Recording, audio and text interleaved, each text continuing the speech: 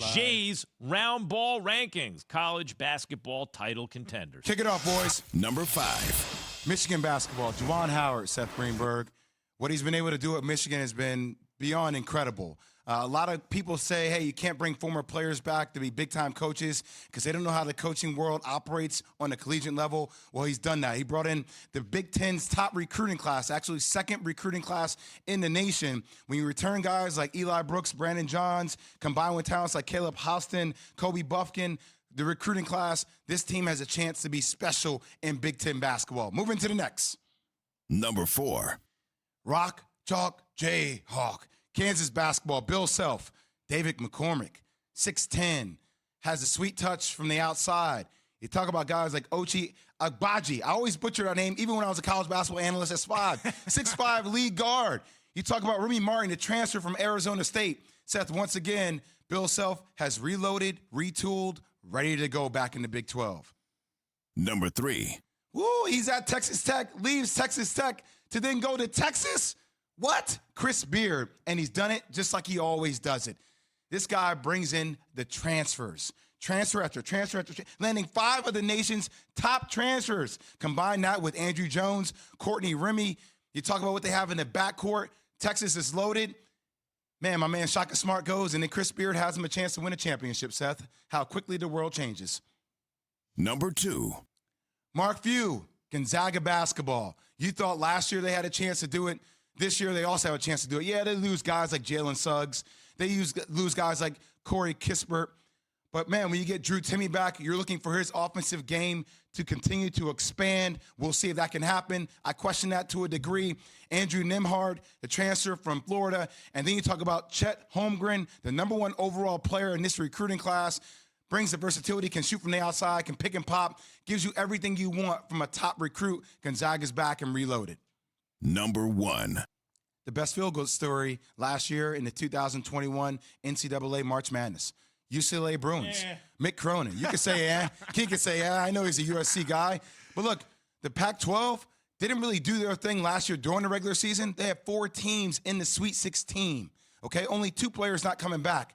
You return the name you need to pay attention to, the star of this team, Johnny Juzang. Seth, can you just tell him about Johnny? Johnny Juzang is a bucket. Now, he outperformed his numbers in the NCAA tournament compared to what he did in the regular season, but averaged 22 points a game in the tournament, shot almost 40% from the 3. You know, I got a question for you, though. Sure. I got a question for you. Are you trying to get thrown out of the Brotherhood again? No, I'm giving us room for improvement.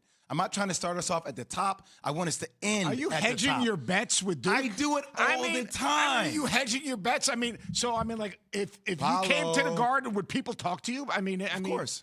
Of course, because I'm going to pick us to win it when it's all said and done. That's all that is matters. Seth Well, wait a second. Greenberg. Let me you, introduce you, Coach. That's Seth Greenberg, who Jay was consistently referring to Seth throughout his top 5. He is joining the conversation, giving the straight talk brought to you by Straight Talk Wireless. No contract, no compromise. Take it away, It's Coach. the proper intro for you, Seth. You Enough. Enough, yeah. Yeah, I would just say enough. Is Duke in your top 5? Yeah, Duke's in my top 5. Duke's the most talented team. Duke is old school Duke. Now, they've got to defend a 3 last year. They gave up about 35% from the 3. But you look at their talent, and you know, Jay, because you played on those teams. They have more pros. They have more lottery picks. They could have the player of the year on Paulo Carcero. Mark Williams. Banchero. Mark Williams, the last 6 games, averaged 17 points, 6 rebounds, and 1.7 blocks. I went and watched him practice. He gets every rebound. Remember this name because he's the closest thing I've seen to you in a lot of ways, Trevor Keels. Trevor Keels is a physical, tough guard that can defend and make shots. Duke has got to be in the conversation for top 5. I love number 1. I think UCLA, they had Peyton Watson. Sorry, Key. Sorry. They had Miles Johnson, who's an elite defender, transferred from Rutgers. That's legit. Texas, too high. And I love Chris Beard. You know, I actually spent 2 days with him last week. They are really talented. They've got to get Dylan Dessou, who transferred from Vanderbilt, healthy.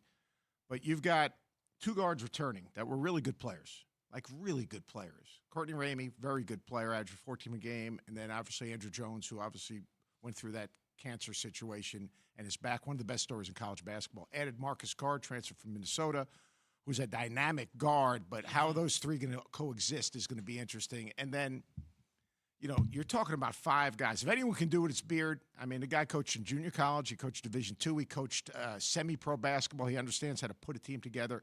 I think we're all kind of buying into, well, he did it at Texas Tech. It's going to be easier at Texas. It still takes time. So I think Texas is a little too high. Thanks for watching ESPN on YouTube. For live streaming sports and premium content, subscribe to ESPN+.